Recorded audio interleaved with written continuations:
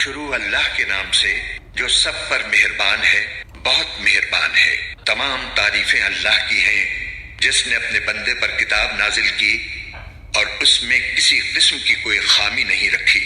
ایک سیدھی سیدھی کتاب جو اس نے اس لیے نازل کی ہے کہ لوگوں کو اپنی طرف سے ایک سخت عذاب سے آگاہ کرے، اور جو مومن نیک عمل کرتے ہیں ان کو خوشخبری دے کہ ان کو بہترین اجر ملنے والا ہے جس میں وہ ہمیشہ ہمیشہ رہیں گے، اور تاکہ ان لوگوں کو متنبہ کرے جو یہ کہتے ہیں کہ اللہ نے کوئی بیٹا بنا رکھا ہے۔ اس بات کا کوئی علمی ثبوت نہ خود ان کے پاس ہے نہ ان کے باپ دادوں کے پاس تھا۔ بڑی سنگین بات ہے جو ان کے منہ سے نکل رہی ہے۔ جو کچھ وہ کہہ رہے ہیں وہ جھوٹ کے سوا کچھ نہیں۔ اب اے پیغمبر، اگر لوگ قرآن کی اس بات پر ایمان نہ لائیں تو ایسا لگتا ہے جیسے تم افسوس کر کر کے ان کے پیچھے اپنی جان کو کھلا بیٹھو گے۔ یقین جانو کہ روئے زمین پر جتنی چیزیں ہیں ہم نے انہیں زمین کی سجاوٹ کا ذریعہ اس لیے بنایا ہے تاکہ لوگوں کو آزمائیں کہ ان میں کون زیادہ اچھا عمل کرتا ہے، اور یہ بھی یقین رکھو کہ روئے زمین پر جو کچھ ہے ایک دن ہم اسے ایک سپاٹ میدان بنا دیں گے۔ کیا تمہارا یہ خیال ہے کہ غار اور رقیم والے لوگ ہماری نشانیوں میں سے کچھ زیادہ عجیب چیز تھے؟ یہ اس وقت کا ذکر ہے جب ان نوجوانوں نے غار میں پناہ لی تھی اور اللہ تعالیٰ سے دعا کرتے ہوئے کہا تھا کہ اے ہمارے پروردگار، ہم پر خاص اپنے پاس سے رحمت نازل فرمائیے اور ہماری اس صورتحال میں ہمارے لیے بھلائی کا راستہ مہیا فرما دیجیے۔ چنانچہ ہم نے ان کے کانوں کو تھپکی دے کر کئی سال تک ان کو غار میں سلائے رکھا، پھر ہم نے ان کو جگایا تاکہ یہ دیکھیں کہ ان کے دو گروہ میں سے کون سا گروہ اپنے سوئے رہنے کی مدت کا زیادہ صحیح شمار کرتا ہے۔ ہم تمہارے سامنے ان کا واقعہ ٹھیک ٹھیک بیان کرتے ہیں۔ یہ کچھ نوجوان تھے جو اپنے پروردگار پر ایمان لائے تھے، اور ہم نے ان کو ہدایت میں خوب ترقی دی تھی، اور ہم نے ان کے دل خوب مضبوط کر دیے تھے۔ یہ اس وقت کا ذکر ہے جب وہ اٹھے اور انہوں نے کہا کہ ہمارا پروردگار وہ ہے جو تمام آسمانوں اور زمین کا مالک ہے، ہم اس کے سوا کسی کو معبود بنا کر ہرگز نہیں پکاریں گے۔ اگر ہم ایسا کریں گے تو ہم یقیناً انتہائی لغو بات کہیں گے۔ یہ ہماری قوم کے لوگ ہیں جنہوں نے اس پروردگار کو چھوڑ کر دوسرے معبود بنا رکھے ہیں۔ اگر ان کا عقیدہ صحیح ہے تو وہ اپنے معبودوں کے ثبوت میں کوئی واضح دلیل کیوں پیش نہیں کرتے؟ بھلا اس شخص سے زیادہ ظالم کون ہوگا جو اللہ پر جھوٹ باندھے؟ اور ساتھیو، جب تم نے ان لوگوں سے بھی علیحدگی اختیار کر لی ہے اور ان سے بھی جن کی یہ اللہ کو چھوڑ کر عبادت کرتے ہیں، تو چلو اب تم اسی غار میں پناہ لے لو۔ تمہارا پروردگار تمہارے لیے اپنا دامن رحمت پھیلا دے گا اور تمہارے کام میں آسانی کے اسباب مہیا فرمائے گا۔ اور وہ غار ایسا تھا کہ تم سورج کو نکلتے وقت دیکھتے تو وہ ان کے غار سے دائیں طرف ہٹ کر نکل جاتا، اور جب غروب ہوتا تو ان سے بائیں طرف کترا کر چلا جاتا، اور وہ اس غار کے ایک کشادہ حصے میں سوئے ہوئے تھے۔ یہ سب کچھ اللہ کی نشانیوں میں سے ایک نشانی ہے۔ جسے اللہ ہدایت دے وہی ہدایت پاتا ہے، اور جسے وہ گمراہ رکھے اس کا تمہیں ہرگز کوئی مددگار نہیں مل سکتا جو اسے راستے پر لائے۔ تم انہیں دیکھ کر یہ سمجھتے کہ وہ جاگ رہے ہیں، حالانکہ وہ سوئے ہوئے تھے، اور ہم ان کو دائیں اور بائیں کروٹ دلواتے رہتے تھے، اور ان کا کتا دہلیز پر اپنے دونوں ہاتھ پھیلائے ہوئے بیٹھا تھا۔ اگر تم انہیں جھانک کر دیکھتے تو ان سے پیٹ پھیر کر بھاگ کھڑے ہوتے، اور تمہارے اندر ان کی دہشت سما جاتی۔ اور جیسے ہم نے انہیں سلایا تھا اسی طرح ہم نے انہیں اٹھا دیا تاکہ وہ آپس میں ایک دوسرے سے پوچھ گچھ کریں۔ ان میں سے ایک کہنے والے نے کہا، تم اس حالت میں کتنی دیر رہے ہوگے؟ کچھ لوگوں نے کہا، ہم ایک دن یا ایک دن سے کچھ کم نیند میں رہے ہوں گے۔ دوسروں نے کہا، تمہارا رب ہی بہتر جانتا ہے کہ تم کتنی دیر اس حالت میں رہے ہو۔ اب اپنے میں سے کسی کو چاندی کا یہ سکہ دے کر شہر کی طرف بھیجو، وہ جا کر دیکھ بھال کرے کہ اس کے کون سے علاقے میں زیادہ پاکیزہ کھانا مل سکتا ہے، پھر تمہارے پاس وہاں سے کچھ کھانے کو لے آئے، اور اسے چاہیے کہ ہوشیاری سے کام کرے اور کسی کو تمہاری خبر نہ ہونے دے۔ کیونکہ اگر ان شہر کے لوگوں کو تمہاری خبر مل گئی تو یہ تمہیں پتھراؤ کر کے ہلاک کر ڈالیں گے یا تمہیں اپنے دین میں واپس آنے کے لیے مجبور کریں گے، اور ایسا ہوا تو تمہیں کبھی فلاح نہیں مل سکے گی۔ اور یوں ہم نے ان کی خبر لوگوں تک پہنچا دی تاکہ وہ یقین سے جان لیں کہ اللہ کا وعدہ سچا ہے، نیز یہ کہ قیامت کی گھڑی آنے والی ہے، اس میں کوئی شک نہیں۔ پھر وہ وقت بھی آیا جب لوگ ان کے بارے میں آپس میں جھگڑ رہے تھے، چنانچہ کچھ لوگوں نے کہا کہ ان پر ایک عمارت بنا دو، ان کا رب ہی ان کے معاملے کو بہتر جانتا ہے۔ آخر کار جن لوگوں کو ان کے معاملات پر غلبہ حاصل تھا انہوں نے کہا کہ ہم تو ان کے اوپر ایک مسجد ضرور بنائیں گے۔ کچھ لوگ کہیں گے کہ وہ 3 آدمی تھے اور چوتھا ان کا کتا تھا، اور کچھ کہیں گے کہ وہ 5 تھے اور چھٹا ان کا کتا تھا۔ یہ سب اٹکل کے تیر چلانے کی باتیں ہیں۔ اور کچھ کہیں گے کہ وہ 7 تھے اور 8واں ان کا کتا تھا۔ کہہ دو کہ میرا رب ہی ان کی صحیح تعداد کو جانتا ہے، تھوڑے سے لوگوں کے سوا کسی کو ان کا پورا علم نہیں، لہٰذا ان کے بارے میں سرسری گفتگو سے آگے بڑھ کر کوئی بحث نہ کرو اور نہ ان کے بارے میں کسی سے پوچھ گچھ کرو۔ اور اے پیغمبر، کسی بھی کام کے بارے میں کبھی یہ نہ کہو کہ میں یہ کام کل کر لوں گا، ہاں یہ کہو کہ اللہ چاہے گا تو کر لوں گا۔ اور جب کبھی بھول جاؤ تو اپنے رب کو یاد کر لو اور کہو مجھے امید ہے کہ میرا رب کسی ایسی بات کی طرف میری رہنمائی کر دے جو ہدایت میں اس سے بھی زیادہ قریب ہو۔ اور وہ اصحاب کہف اپنے غار میں 300 سال اور مزید 9 سال سوتے رہے۔ اگر کوئی اس میں بحث کرے تو کہہ دو کہ اللہ ہی بہتر جانتا ہے کہ وہ کتنی مدت سوتے رہے۔ آسمانوں اور زمین کے سارے بھید اسی کے علم میں ہیں، وہ کتنا دیکھنے والا اور کتنا سننے والا ہے، اس کے سوا ان کا کوئی رکھوالا نہیں ہے، اور وہ اپنی حکومت میں کسی کو شریک نہیں کرتا۔ اور اے پیغمبر، تم پر تمہارے پروردگار کی طرف سے جو وحی بھیجی گئی ہے اسے پڑھ کر سنا دو، کوئی نہیں ہے جو اس کی باتوں کو بدل سکے، اور اسے چھوڑ کر تمہیں ہرگز کوئی پناہ کی جگہ نہیں مل سکتی۔ اور اپنے آپ کو استقامت سے ان لوگوں کے ساتھ ساتھ رکھو جو صبح و شام اپنے رب کو اس لیے پکارتے ہیں کہ وہ اس کی خوشنودی کے طلبگار ہیں، اور تمہاری آنکھیں دنیاوی زندگی کی خوبصورتی کی تلاش میں ایسے لوگوں سے ہٹنے نہ پائیں، اور کسی ایسے شخص کا کہنا نہ مانو جس کے دل کو ہم نے اپنی یاد سے غافل کر رکھا ہے اور جو اپنی خواہشات کے پیچھے پڑا ہوا ہے اور جس کا معاملہ حد سے گزر چکا ہے۔ اور کہہ دو کہ حق تو تمہارے رب کی طرف سے آ چکا ہے، اب جو چاہے ایمان لے آئے اور جو چاہے کفر اختیار کرے۔ ہم نے بے شک ایسے ظالموں کے لیے آگ تیار کر رکھی ہے جس کی قناتیں ان کو گھیرے میں لے لیں گی، اور اگر وہ فریاد کریں گے تو ان کی فریاد کا جواب ایسے پانی سے دیا جائے گا جو تیل کی تلچھٹ جیسا ہوگا اور چہروں کو بھون کر رکھ دے گا۔ کیسا بدترین پانی اور کیسی بری آرام گاہ۔ البتہ جو لوگ ایمان لائے اور انہوں نے نیک عمل کیے تو یقیناً ہم نیک لوگوں کے اجر کو ضائع نہیں کرتے۔ یہ وہ لوگ ہیں جن کے لیے ہمیشہ رہنے والے باغات ہیں، ان کے نیچے سے نہریں بہتی ہوں گی، ان کو وہاں سونے کے کنگنوں سے مزین کیا جائے گا، وہ اونچی مسندوں پر تکیہ لگائے ہوئے باریک اور تمیز ریشم کے سبز کپڑے پہنے ہوں گے، کتنا بہترین اجر اور کیسی حسین آرام گاہ۔ اور اے پیغمبر، ان لوگوں کے سامنے ان 2 آدمیوں کی مثال پیش کرو جن میں سے ایک کو ہم نے انگوروں کے 2 باغ دے رکھے تھے اور ان کو کھجور کے درختوں سے گھیرا ہوا تھا، اور ان دونوں باغوں کے درمیان کھیتی لگائی ہوئی تھی۔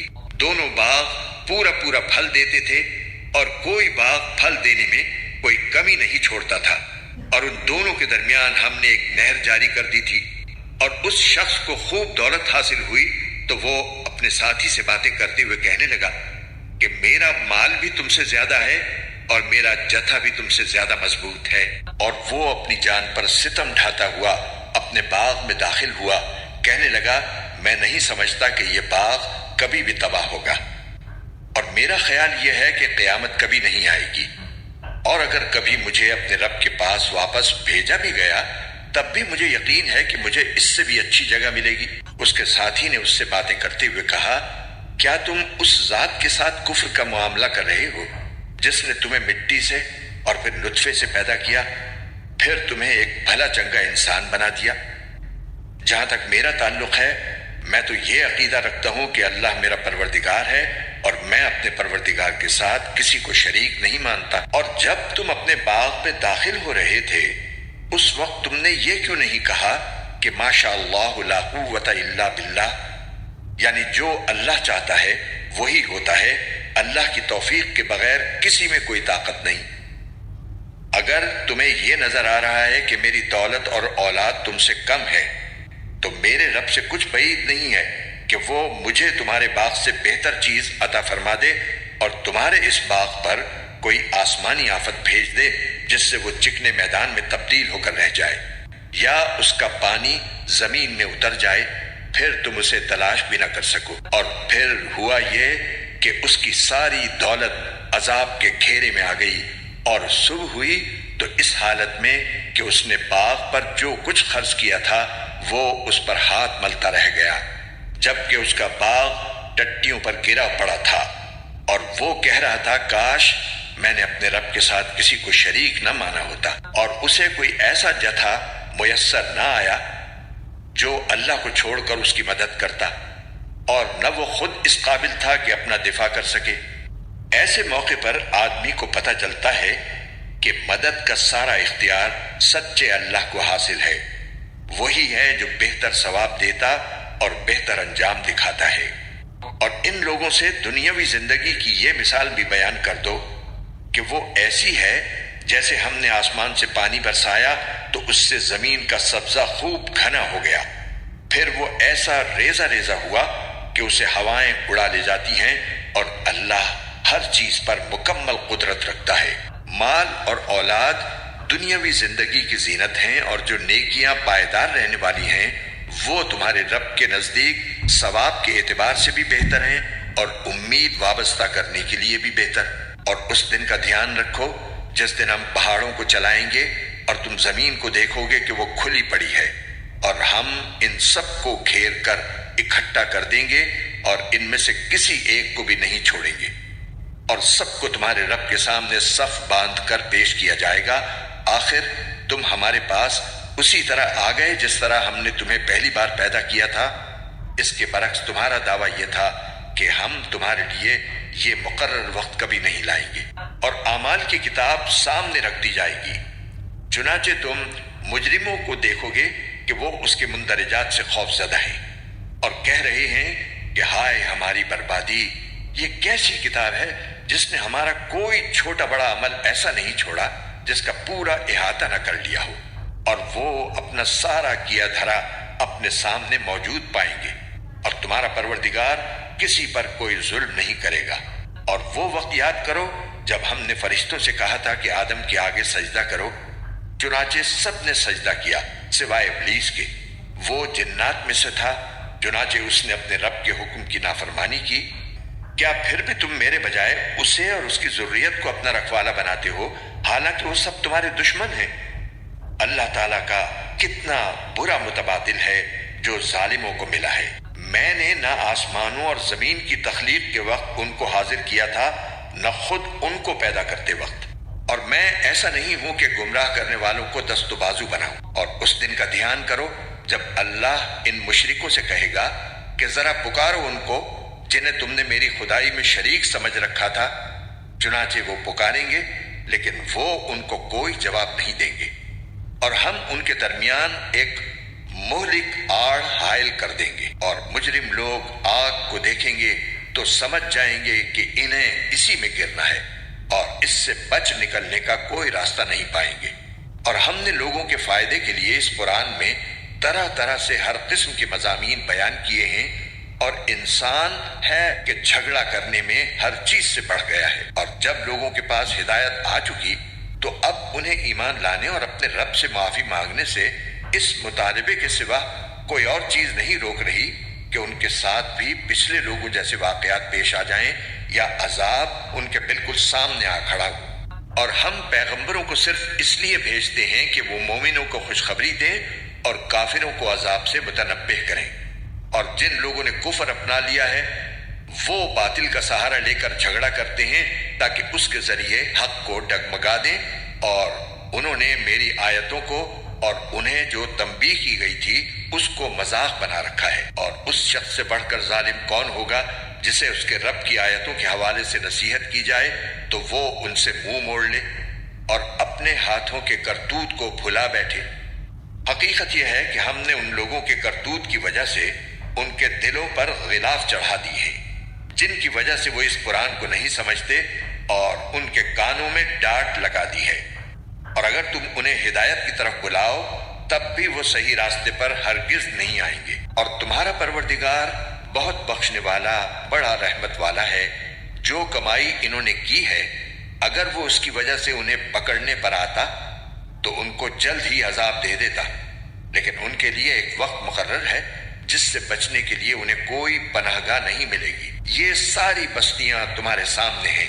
جب انہوں نے ظلم کی روش اپنائی تو ہم نے ان کو ہلاک کر ڈالا، اور ان کی ہلاکت کے لیے بھی ہم نے ایک وقت مقرر کیا ہوا تھا۔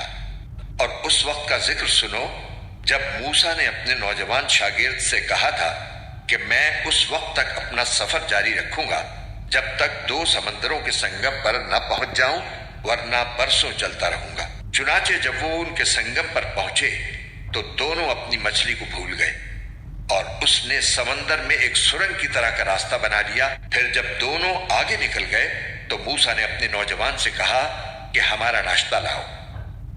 سچی بات یہ ہے کہ ہمیں اس سفر میں بڑی تھکاوٹ لاحق ہو گئی ہے۔ اس نے کہا بھلا بتائیے۔ عجیب قصہ ہو گیا۔ جب ہم اس چٹان پر ٹھہرے تھے تو میں مچھلی کا آپ سے ذکر کرنا بھول گیا، اور شیطان کے سوا کوئی نہیں ہے جس نے مجھ سے اس کا تذکرہ کرنا بھلایا ہو۔ اور اس مچھلی نے تو بڑے عجیب طریقے پر دریا میں اپنی راہ لے لی تھی۔ موسیٰ نے کہا اس بات کی تو ہمیں تلاش تھی۔ چنانچہ دونوں اپنے قدموں کے نشان دیکھتے ہوئے واپس لوٹے۔ تب انہیں ہمارے بندوں میں سے ایک بندہ ملا جس کو ہم نے اپنی خصوصی رحمت سے نوازا تھا اور خاص اپنی طرف سے ایک علم سکھایا تھا۔ موسیٰ نے ان سے کہا کیا میں آپ کے ساتھ اس غرض سے رہ سکتا ہوں کہ آپ کو بھلائی کا جو علم عطا ہوا ہے اس کا کچھ حصہ مجھے بھی سکھا دیں؟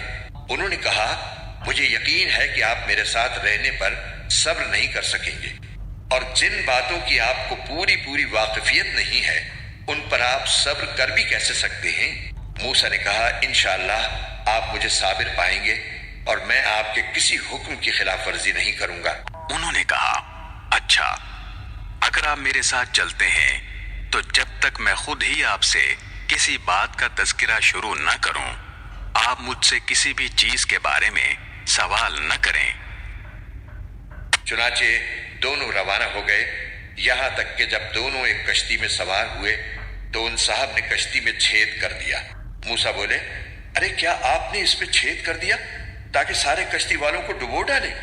یہ تو آپ نے بڑا خوفناک کام کیا۔ انہوں نے کہا کیا میں نے نہیں کہا تھا کہ آپ میرے ساتھ رہ کر صبر نہیں کر سکیں گے؟ موسیٰ نے کہا مجھ سے جو بھول ہو گئی اس پر میری گرفت نہ کیجیے اور میرے کام کو زیادہ مشکل نہ بنائیے۔ وہ دونوں پھر روانہ ہو گئے، یہاں تک کہ ان کی ملاقات ایک لڑکے سے ہوئی تو ان صاحب نے اسے قتل کر ڈالا۔ موسیٰ بول اٹھے ارے کیا آپ نے ایک پاکیزہ جان کو ہلاک کر دیا جبکہ اس نے کسی کی جان نہیں لی تھی جس کا بدلہ اس سے لیا جائے؟ یہ تو آپ نے بہت ہی برا کام کیا۔ انہوں نے کہا کیا میں نے آپ سے نہیں کہا تھا کہ آپ میرے ساتھ رہنے پر صبر نہیں کر سکیں گے؟ موسیٰ بولے اگر اب میں آپ سے کوئی بات پوچھوں تو آپ مجھے اپنے ساتھ نہ رکھیے، یقیناً آپ میری طرف سے عذر کی حد کو پہنچ گئے ہیں۔ چنانچہ وہ دونوں پھر روانہ ہو گئے، یہاں تک کہ جب ایک بستی والوں کے پاس پہنچے تو اس کے باشندوں سے کھانا مانگا تو ان لوگوں نے ان کی مہمانی کرنے سے انکار کر دیا۔ پھر انہیں ایک دیوار ملی جو گرا ہی چاہتی تھی، ان صاحب نے اسے کھڑا کر دیا۔ موسیٰ نے کہا اگر آپ چاہتے تو اس کام پر کچھ اجرت لے لیتے۔ انہوں نے کہا لیجئے، میرے اور آپ کے درمیان جدائی کا وقت آ گیا۔ اب میں آپ کو ان باتوں کا مقصد بتائے دیتا ہوں جن پر آپ سے صبر نہیں ہو سکا۔ جہاں تک کشتی کا تعلق ہے وہ کچھ غریب آدمیوں کی تھی جو دریا میں مزدوری کرتے تھے۔ میں نے چاہا کہ اس میں کوئی عیب پیدا کر دوں، کیونکہ ان کے آگے ایک بادشاہ تھا جو ہر اچھی کشتی کو زبردستی چھین کر رکھ لیا کرتا تھا، اور لڑکے کا معاملہ یہ تھا کہ اس کے ماں باپ مومن تھے اور ہمیں اس بات کا اندیشہ تھا کہ یہ لڑکا ان دونوں کو سرکشی اور کفر میں نہ پھنسا دے۔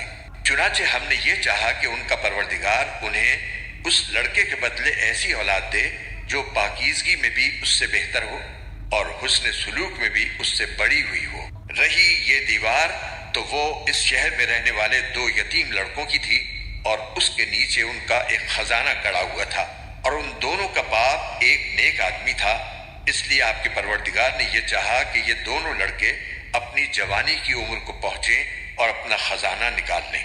یہ سب کچھ آپ کے رب کی رحمت کی بنا پر ہوا ہے، اور میں نے کوئی کام اپنی رائے سے نہیں کیا۔ یہ تھا مقصد ان باتوں کا جن پر آپ سے صبر نہیں ہو سکا۔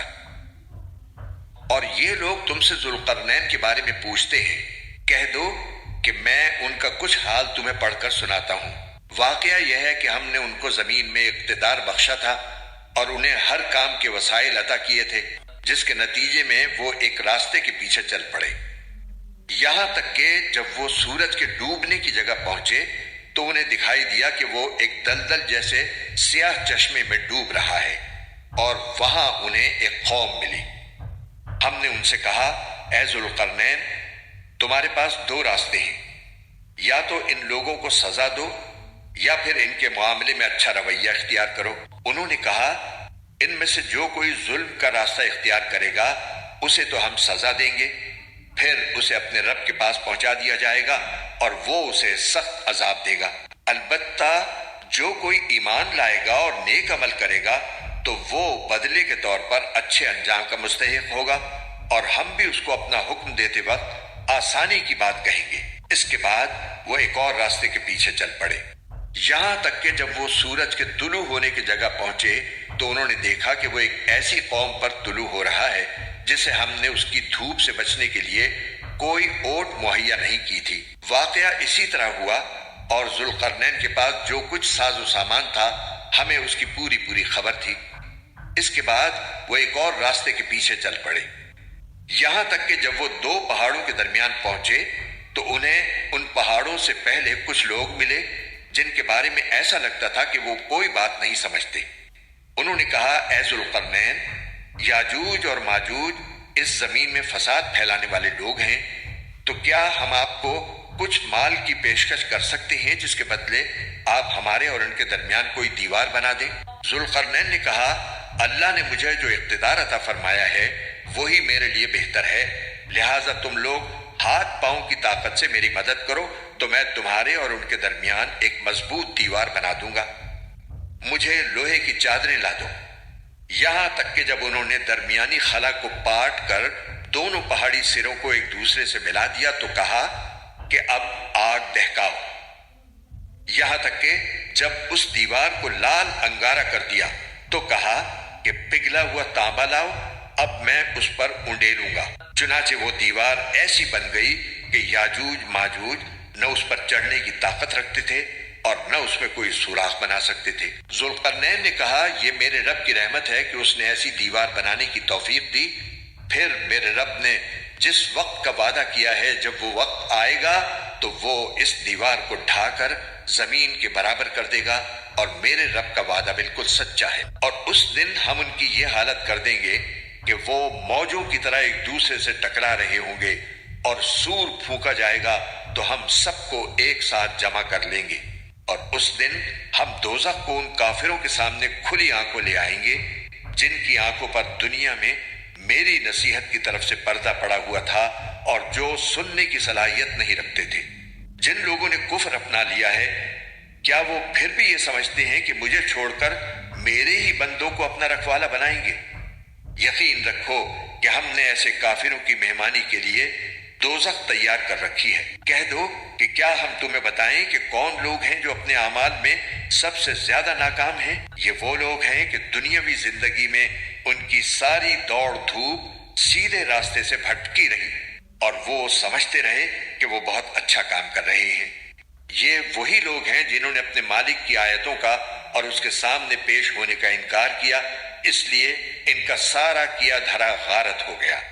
چنانچہ قیامت کے دن ہم ان کا کوئی وزن شمار نہیں کریں گے۔ یہ ہے جہنم کی شکل میں ان کی سزا، کیونکہ انہوں نے کفر کی روش اختیار کی تھی اور میری آیتوں اور میرے پیغمبروں کا مذاق بنایا تھا۔ دوسری طرف جو لوگ ایمان لائے ہیں اور جنہوں نے نیک عمل کیے ہیں، ان کی مہمانی کے لیے بے شک فردوس کے باغ ہوں گے جن میں وہ ہمیشہ رہیں گے اور وہ وہاں سے کہیں اور جانا نہیں چاہیں گے۔ اے پیغمبر، لوگوں سے کہہ دو کہ اگر میرے رب کی باتیں لکھنے کے لیے سمندر روشنائی بن جائے تو میرے رب کی باتیں ختم نہیں ہوگی کہ اس سے پہلے سمندر ختم ہو چکا ہوگا، چاہے اس سمندر کی کمی پوری کرنے کے لیے ہم ویسا ہی ایک اور سمندر کیوں نہ لے آئے۔ کہہ دو کہ میں تو تمہیں جیسا ایک انسان ہوں، البتہ مجھ پر یہ وحی آتی ہے کہ تم سب کا اللہ بس ایک اللہ ہے، لہٰذا جس کسی کو اپنے مالک سے جا ملنے کی امید ہو اسے چاہیے کہ وہ نیک عمل کرے